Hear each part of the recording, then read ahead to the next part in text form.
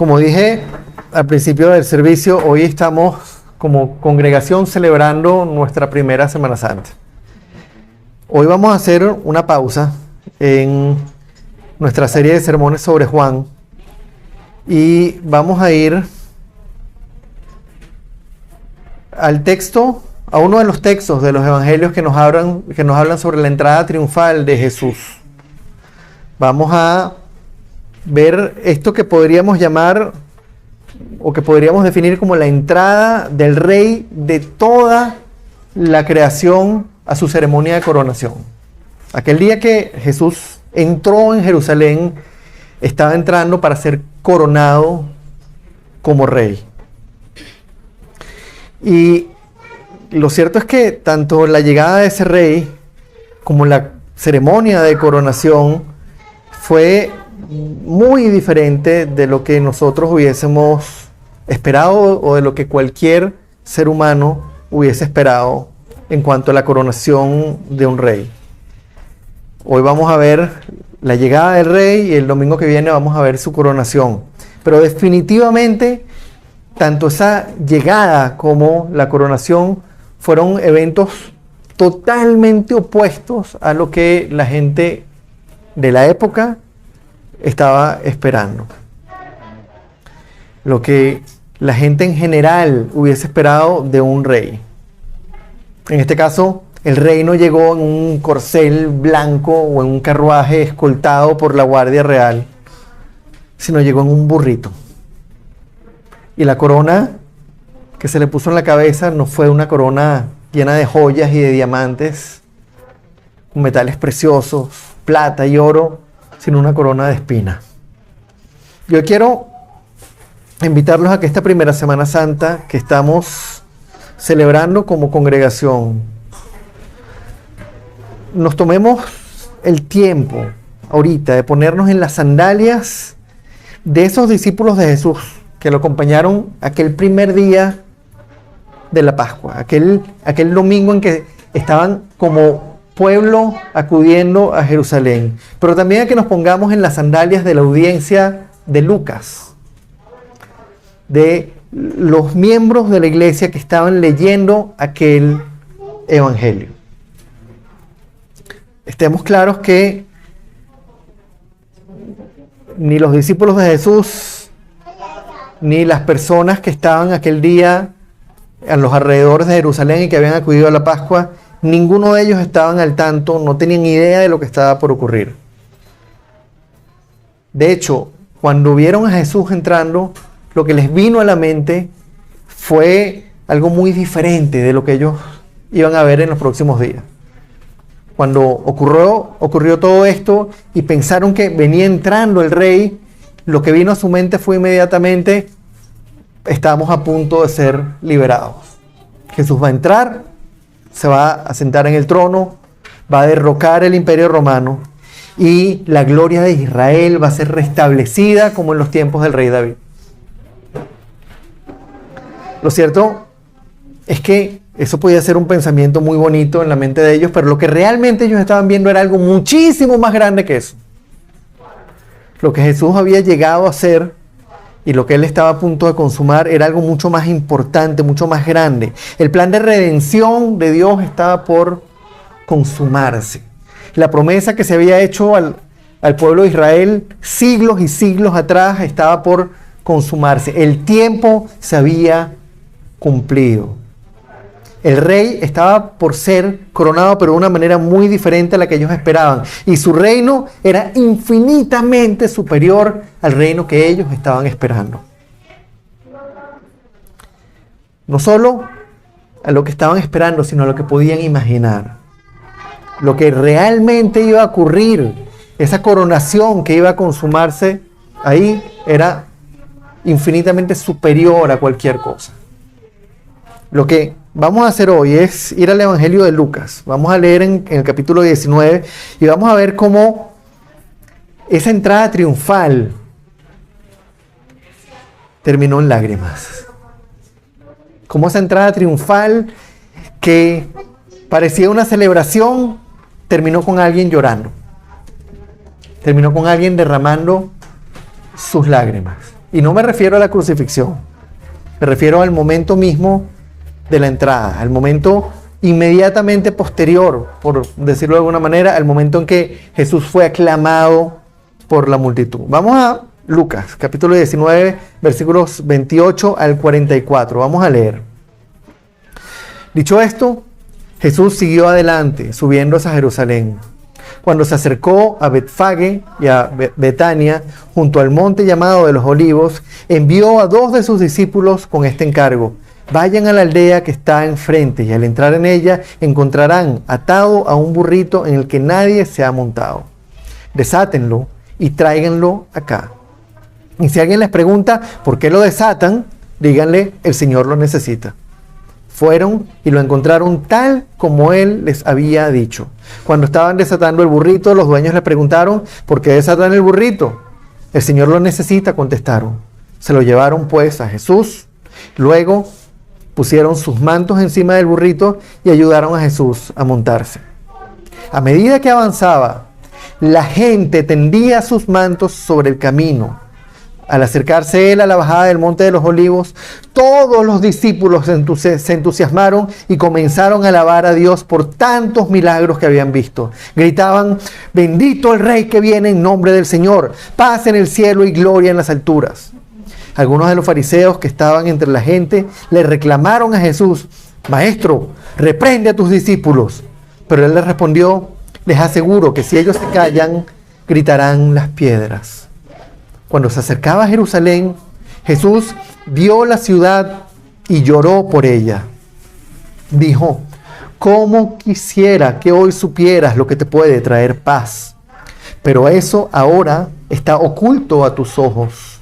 Te sobrevendrán días en que tus enemigos levantarán un muro y te rodearán y te encerrarán por todos lados. Te derribarán a ti y a tus hijos dentro de tus montañas. No dejarán ni una piedra sobre otra, porque no reconociste el tiempo en que Dios vino a salvarte. Vamos a orar. Padre, te damos las gracias, Señor, por este día. Te pedimos que ahora, Señor, seas tú hablándonos, tú abriendo nuestros corazones, nuestras mentes, Señor, y permitiéndonos entender este pasaje que es tan importante, Señor. Más hoy, Señor, que estamos como congregación celebrando nuestra primera Semana Santa. Ayúdanos a entender, Señor, el verdadero propósito de esta fecha. Ayúdanos a recordar la verdadera esencia, Señor, de lo que tú viniste a hacer, y prepáranos, Señor, para que en estos días que vamos a estar celebrando podamos ser testigos y declarar, Señor, a todas las personas que tenemos alrededor cuál es la verdad. Podamos declarar a todos, Señor, que tú viniste a hacer lo que nosotros no podíamos hacer. Te damos las gracias, Señor. Ponemos este tiempo en tus manos y te pedimos, Señor, que lo que hoy se hable aquí sea dirigido por ti, Señor. Que sea lo que el texto quiere decir, lo que tú originalmente quisiste decirnos, Señor. Que abras nuestro entendimiento y nos lleves a una comprensión más profunda de tu ministerio, de tu persona, y a una relación más íntima contigo, Señor. Te damos el honor y la gloria por siempre. Amén y amén. Ok, vamos a reflexionar en este pasaje y lo vamos a dividir en lo que pudiéramos llamar 3 movimientos o en 3 secciones. La primera es la llegada del Rey a Jerusalén. Voy a leer nuevamente los primeros versículos. Dicho esto, Jesús siguió adelante, subiendo hacia Jerusalén, y cuando se acercó a Betfagé y a Betania, junto al monte llamado de los Olivos, envió a 2 de sus discípulos con este encargo: vayan a la aldea que está enfrente, y al entrar en ella encontrarán atado a un burrito en el que nadie se ha montado. Desátenlo y tráiganlo acá. Y si alguien les pregunta por qué lo desatan, díganle: el Señor lo necesita. Fueron, lo encontraron tal como él les había dicho, y cuando estaban desatando el burrito, los dueños le preguntaron: ¿por qué desatan el burrito? El Señor lo necesita, contestaron. Se lo llevaron pues a Jesús, luego pusieron mantos encima del burrito y ayudaron a Jesús a montarse. Lo primero que tenemos que tener presente, lo primero que debemos resaltar aquí es la diferencia que vemos entre la manera en que Lucas relata la entrada triunfal de Jesús y la manera en que Mateo lo hizo. si bien ambos relatos son prácticamente idénticos, Mateo proveyó detalles que Lucas no proveyó. Lucas omitió ciertas cosas que Mateo sí dijo a sus lectores. Y esto se debe básicamente a la intención que cada uno de los autores tenía en función de la audiencia con la que estaban hablando. En el caso de Mateo, él estaba escribiendo a judíos. Y el propósito que Mateo tenía con el Evangelio era demostrar que el Mesías prometido en las Escrituras había llegado. Él estaba hablando con personas que tenían una expectativa mesiánica. Él estaba esperando con personas que estaban esperando el Mesías. Y parte de su evangelio, parte del propósito de su evangelio era que ellos se convencieran y quedaran claros de quién era Jesús. De que Jesús era el Mesías. De hecho, él les dice claramente, esto sucedió para que se cumpliera lo que dijo el profeta. Y esa frase la repite Mateo muchas veces. Esto ocurrió para que se cumpliera lo que fue profetizado sobre Jesús, sobre su persona, sobre su ministerio, sobre que Él era el que habría de venir. En el caso de Lucas, la audiencia era totalmente diferente. Lucas no le está hablando a judíos, Lucas le está hablando a gentiles. Y a diferencia de los judíos, los gentiles no estaban esperando ningún Mesías, como no lo estábamos esperando nosotros. La audiencia de Lucas era mucho más parecida a nosotros que la audiencia de Mateo. Ninguno de nosotros estuvimos estudiando el Antiguo Testamento y teníamos una expectativa mesiánica de que iba a llegar el Mesías.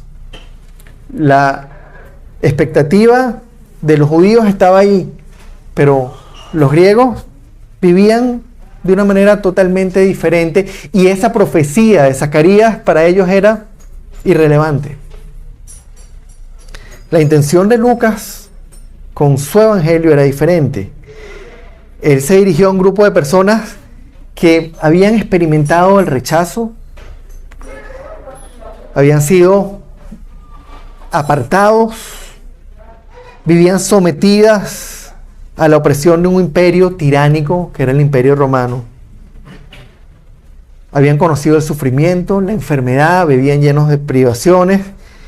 Y mientras Lucas presentaba el Mesías prometido, mientras Mateo presentaba el Mesías prometido, Lucas estaba presentando al Salvador del mundo. Y ese Salvador se los presenta a su audiencia llegando de una manera muy inusual. Ese Salvador del que él le está hablando a esta audiencia no llega mostrando su poder, no llega en un caballo blanco rodeado de una escolta como lo haría el emperador romano. Él entró de la manera más humilde, de la manera más común, de la manera en que nadie lo hubiese esperado.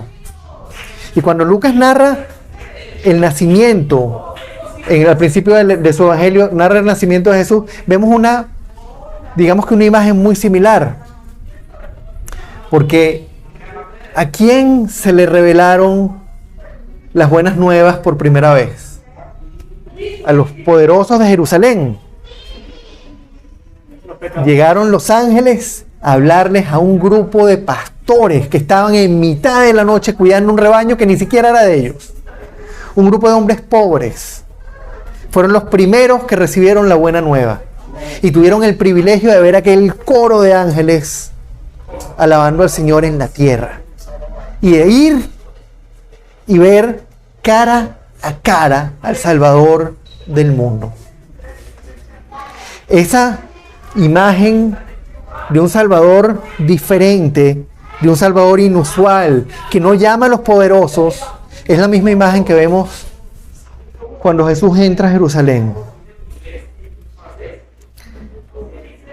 Entra montado en un burrito. Ese Salvador que nació en un pesebre, ese Salvador que fue visitado y alabado por los pastores más pobres de Israel, ahora entraba a Jerusalén de la manera más humilde y de la manera más sencilla. Los reyes de la tierra establecían distancia. con sus súbditos. Los reyes de la tierra apartaban y veían con desprecio a los pobres y a los necesitados. Pero este rey, que los lectores de Lucas del que están leyendo, están viendo un rey diferente. Un rey que anunció su nacimiento a los pastores, que se rodeó de la gente y que en lugar de venir con toda la pompa a ser coronado, llegó de la manera más humilde a su coronación. Y eso, para quienes no tenemos la expectativa mesiánica que tenían los judíos, para nosotros que no tenemos ese conocimiento de la profecía de Zacarías y de las profecías bíblicas que hablaban del Mesías, nos da una clave fundamental de el tipo de reinado que Dios iba a establecer. Tenemos que ver este pasaje, no con el conocimiento previo de que eso se cumplió, ocurrió para que se cumpliera lo dicho por el profeta, sino tenemos que ponernos en las sandalias de aquellos lectores de Lucas. Ellos no tenían idea de las profecías. Ellos estaban leyendo eso sin saber que venía un Mesías. Ellos estaban leyendo eso sin saber que ese Mesías iba a entrar en Jerusalén montado en un burrito. Y lo que vemos aquí es una dinámica muy diferente a la dinámica que ellos hubiesen esperado. La dinámica del reino de los cielos, la dinámica del reino de Dios es totalmente diferente. No estableciendo distancia con la gente, no demostrando su poder, no ejerciendo autoridad y poder sobre los otros, sino haciendo algo muy diferente. Y para entender cuál es esa dinámica, tenemos que ver en el pasaje dos aspectos importantes. Uno es cómo reaccionó la gente, cómo reaccionaron sus discípulos y cómo reaccionaron los fariseos. Y por otro lado, cómo reaccionó Jesús después de ser alabado por la gente y dirigirse a Jerusalén, cuando ya finalmente iba a entrar en Jerusalén. Vamos a ver entonces primero los dos tipos de reacciones. Versículos 36 al 40. Recuerden, estamos leyendo esto en las sandalias de los lectores de Lucas. No teníamos ni idea de este tema de las profecías y nos quedamos con una pregunta. ¿Por qué un rey entraría en la ciudad y sería alabado si viene de una manera tan humilde? ¿Por qué un rey no viene con toda la pompa que merece? ¿Por qué hacerlo de esa manera y no como lo haría el emperador de Roma? Vamos a leer versículos 36 al 40. A medida que avanzaba, la gente tendía sus mantos sobre el camino. Al acercarse él a la bajada del Monte de los Olivos, todos los discípulos se entusiasmaron y comenzaron a alabar a Dios por tantos milagros que habían visto. Gritaban: bendito el Rey que viene en el nombre del Señor. Paz en el cielo y gloria en las alturas. Algunos de los fariseos que estaban entre la gente le reclamaron a Jesús: Maestro, reprende a tus discípulos. Pero él les respondió: les aseguro que si ellos se callan, gritarán las piedras. Vamos a ver primero la reacción de los discípulos y de la multitud. El texto nos dice que la gente, todos los que estaban ahí, tendían sus mantos sobre el camino. Vamos a ponernos un momento en las sandalias de esta persona.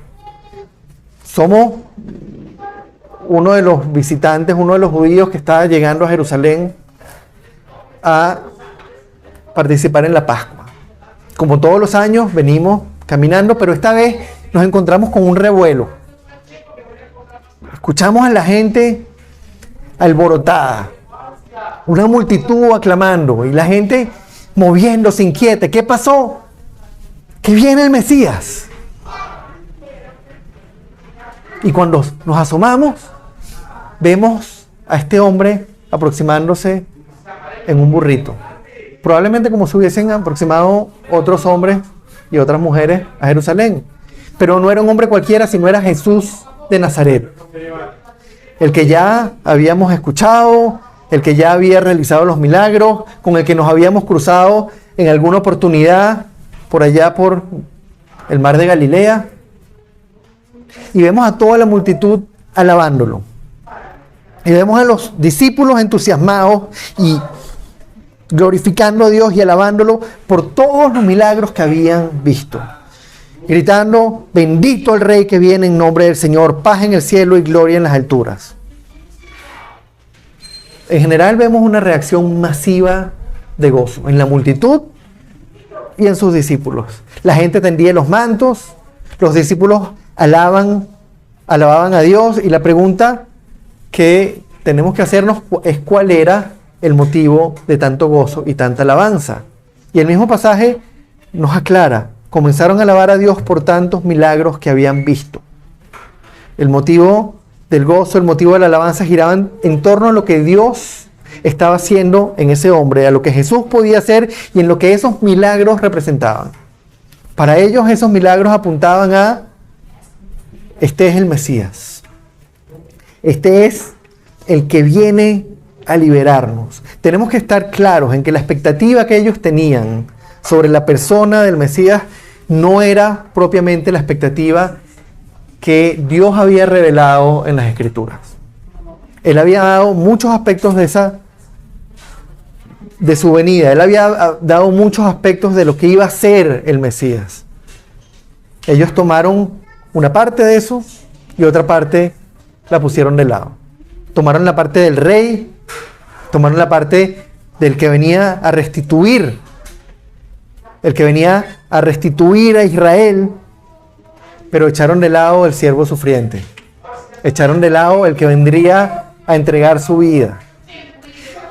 Se quedaron con una imagen que no era una imagen completa. Y lo que ellos empezaron el Mesías al que ellos comenzaron a alabar en su mente era diferente al Mesías que estaba descrito en las Escrituras. Estaba mal que ellos alabaran a Jesús por todos los milagros que habían visto. ¿Estaba mal que lo aclamaran? Definitivamente no. De hecho, los fariseos le reclaman a Jesús: reprende a tus discípulos. Y él les dice: aunque ellos se callen, las piedras van a alabar al Señor. Es claro que la alabanza no estaba mal. Es claro que aquel era un momento irrepetible. O sea, eso iba a pasar una sola vez. Y si esos hombres no gritaban, iban a gritar las piedras.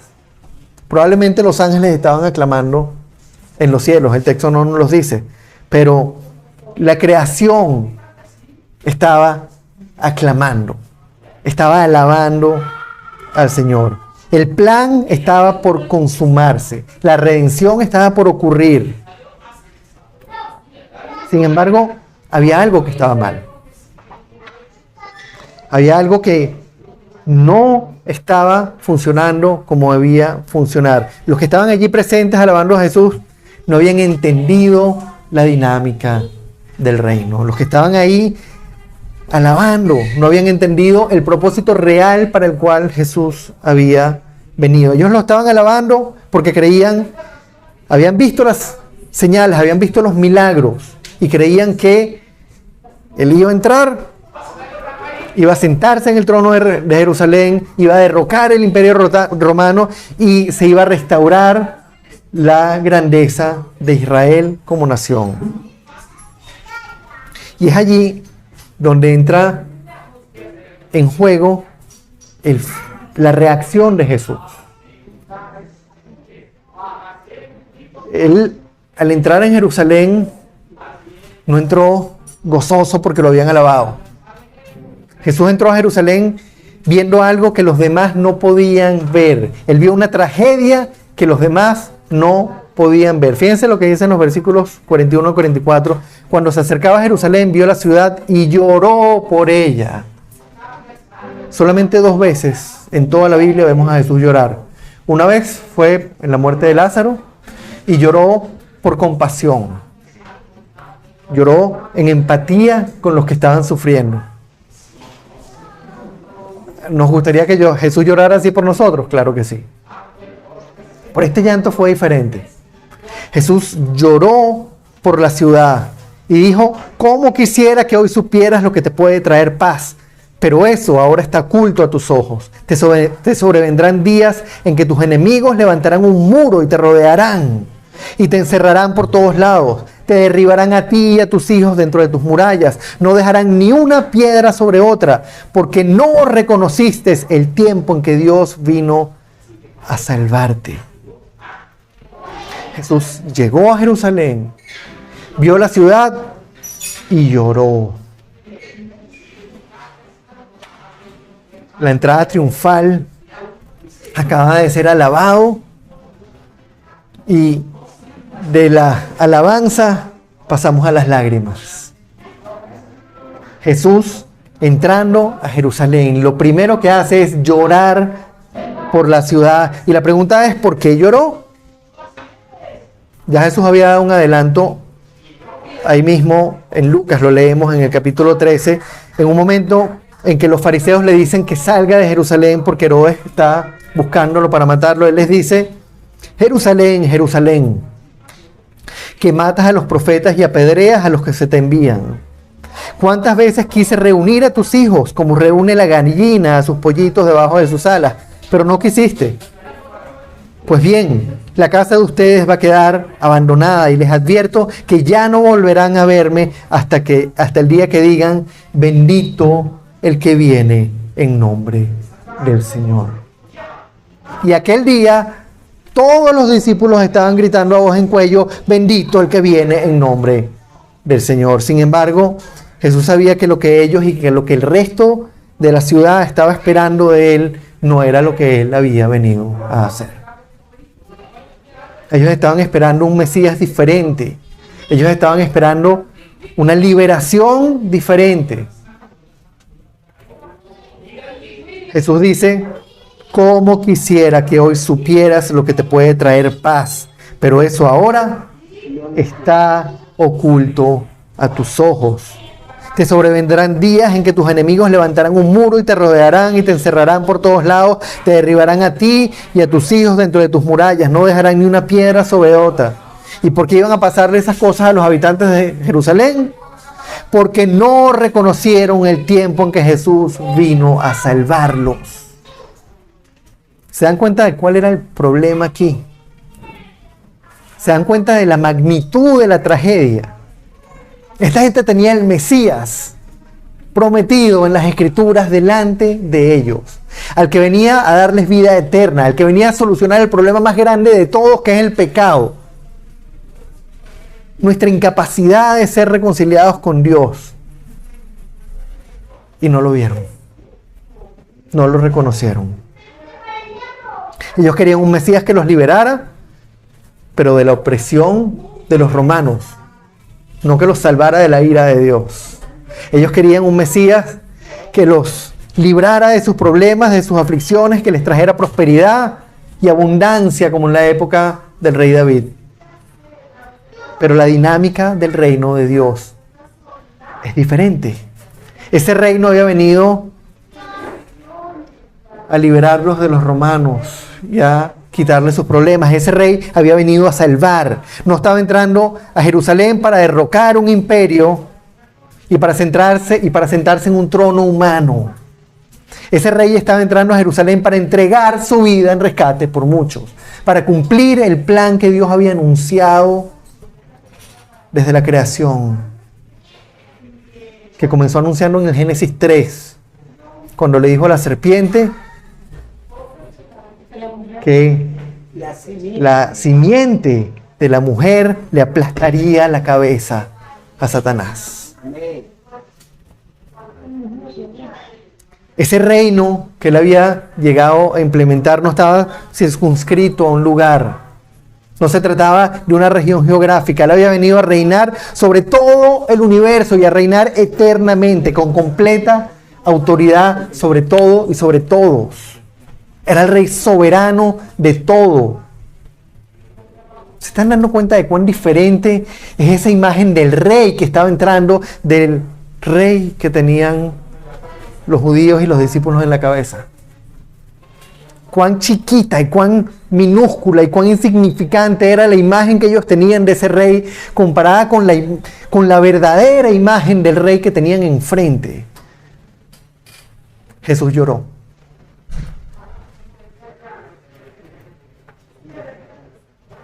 Y ahora que estamos nosotros celebrando aquella entrada triunfal de Jesús en Jerusalén,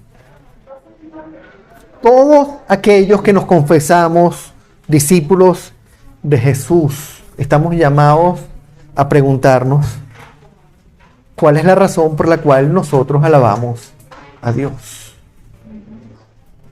Creemos en un Mesías que vino a restaurar nuestra vida, que vino a sanarnos, que vino a liberarnos de nuestros problemas, que vino a prosperarnos en lo material.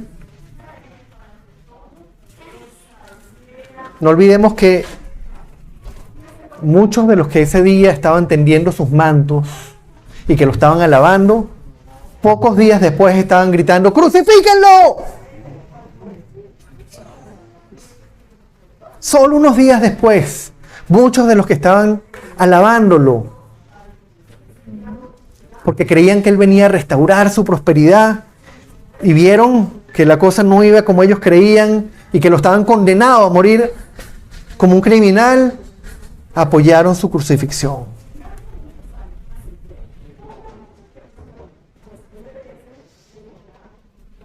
La pregunta es: ¿qué haría Jesús si ahorita estuviera parado frente a nosotros mirándonos como estaba mirando a Jerusalén? ¿Lloraría como lo hizo aquel día frente a la ciudad porque aún no logramos ver nuestra necesidad de ser salvados? 100%. ¿O nos llamaría por nombre, como hizo por ejemplo con Zaqueo, que era un publicano, que era un pecador, y nos diría que debe quedarse esta noche en nuestra casa? ¿Lloraría por nosotros o nos abrazaría? ¿Qué haría Jesús si estuviese parado en este momento delante de nosotros? Y ahorita que estamos celebrando esta Semana Santa, estamos llamados a recordar que el reino de Dios no se trata de lo que Él puede hacer por nosotros aquí en la tierra. El reino de Dios no se trata de ser liberados de nuestros problemas, o ser prosperados, o ser felices y comer perdices, como dice el dicho. Esto no se trata de lo que Cristo nos puede dar. Nuestro rey vino a este mundo como un hombre pobre, no como un rey poderoso. Nació en un pesebre. No buscó el favor o la alabanza de los poderosos y anunció su nacimiento a los más insignificantes. Y mandó nada más y nada menos que a la corte celestial de los ángeles a alabar frente a aquellos hombres y a darles la noticia. Nuestro rey se juntó con los enfermos, con los pecadores, con los rechazados. Nuestro rey no vino a ser servido, sino a servir y a entregar su vida en rescate por muchos. Nuestro rey vino y nos mostró un reino muy diferente a lo que el mundo nos ofrece. Un reino muy diferente al que nuestros corazones desean. Hermanos, Él lloró porque aquellos que decían que lo estaban esperando, aquellos que lo estaban alabando, aquellos que tenían una esperanza mesiánica, no eran capaces de ver más allá de sus propios intereses. Y lo que querían de Él eran bendiciones tangibles. Queremos el rey que nos va a alimentar, queremos el rey que nos va a prosperar, queremos el rey que nos va a liberar de esta opresión de los romanos. Él lloró porque esos que decían ser sus discípulos, porque esos que estaban en la ciudad y que lo estaban alabando, no lograban ver su necesidad de ser salvados. Y les pregunto de nuevo, ¿qué haría Jesús si estuviera ahorita parado delante de nosotros? ¿Lloraría o nos abrazaría? Los invito, hermanos, a que nos tomemos estos días de la Semana Santa para meditar en esta pregunta y que lo hagamos con seriedad, que lo hagamos con honestidad. ¿Qué haría Jesús si estuviese parado delante de mí, mirándome como estaba mirando a Jerusalén aquel día. Y a que nos gocemos, hermanos, en el milagro que significa que siendo nosotros quienes somos, Él nos haya permitido ver nuestro pecado. Ellos eran incapaces de ver, pero a nosotros se nos permitió ver. A nosotros se nos abrió el entendimiento y el Señor nos mostró nuestro pecado y nos mostró nuestra realidad como de verdad es. Y Él nos hizo conscientes de nuestro pecado. Que nos gocemos en que Él, siendo quienes somos y siendo inmerecedores, nos lo mostró. Y que nos haya hecho conscientes de nuestra necesidad de ser salvados. Y que nos haya dado el regalo inmerecido de la salvación que Él compró para nosotros en aquella Pascua. Cuando en lugar de sacrificarse un animal criado por hombres, se sacrificó el Cordero de Dios que quita el pecado del mundo, el Hijo de Dios, el Dios mismo hecho hombre, derramando su sangre preciosa por nosotros. Vamos a tomarnos el tiempo esta Semana Santa. Y que nuestra verdadera celebración no sea como está circulando por las redes sociales: feliz Semana Santa, feliz Domingo de Ramos. Sino felices somos y dichosos somos porque tenemos vida eterna por lo que Él hizo en esa cruz por nosotros. Felices y dichosos somos porque hemos entendido la magnitud de nuestro Rey, la magnitud de lo que Él vino a hacer, la magnitud del pago que hizo. Benditos nosotros porque entendemos que no se trata de lo que tenemos aquí, que a fin de cuentas lo vamos a perder. Mañana nos morimos, mañana nos enfermamos. Mañana estamos postrados en una cama. Nuestros sueños se evaporan, la plata nos la roban, los carros se echan a perder, nuestra salud se deteriora. Pero Jesús vino a ofrecernos algo mucho más grande. Nuestro Rey no es un Rey que se sienta en tronos hechos por hombres. Nuestro Rey está sentado en el trono celestial y es el dueño absoluto de todo. Ese es el Rey al que celebramos. Ese es el Rey que fue coronado en una época como esta que estamos viviendo nosotros ahorita. En esta época que celebramos nosotros. En esta Pascua que estamos celebrando. Vamos a tomarnos el tiempo esta semana para meditar en eso. Y contestar con toda honestidad nuevamente: ¿qué haría Jesús si estuviese parado delante de nosotros, viéndonos como miró a Jerusalén? ¿Lloraría o nos abrazaría? Vamos a orar. Señor, hoy no tenemos palabras para describir el agradecimiento, Señor, que tenemos. No tenemos palabras para describir el gozo que nos embarga, Señor, cuando entendemos la magnitud, Señor, de lo que tú viniste a hacer. Cuando entendemos la verdadera identidad, Señor, de nuestro Rey. Cuando no te vemos sencillamente como el Rey que viene a darnos lo que nosotros queremos, sino como el Rey de todo el universo, que vino nada más y nada menos a entregar su vida, a derramar su sangre, a pagar en una cruz el precio que nosotros no podíamos pagar y hacernos herederos no de unos bienes materiales aquí en la tierra que se acaban con el tiempo, sino darnos una herencia eterna, que no se marchita, que no se deteriora, que no está sujeta al robo, Señor. Una herencia que nos hace, Señor, hijos del Rey por la eternidad. Que nos permite, Señor, decir que estaremos en tu presencia sin nada que nos obstaculice estar ahí, sin nada que nos avergüence. Padre, ayúdanos a entender cada día con más claridad la magnitud, Señor, de lo que hoy estamos celebrando. y a compartirlo con otros, Señor, con gozo. Vivimos en una ciudad, en un mundo, Señor, que está lleno de mentiras.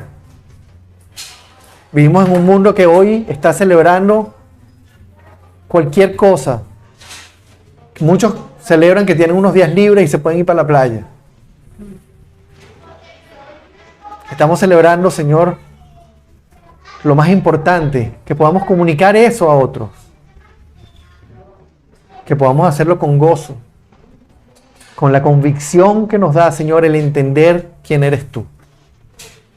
Te damos el honor y te damos las gracias, Padre.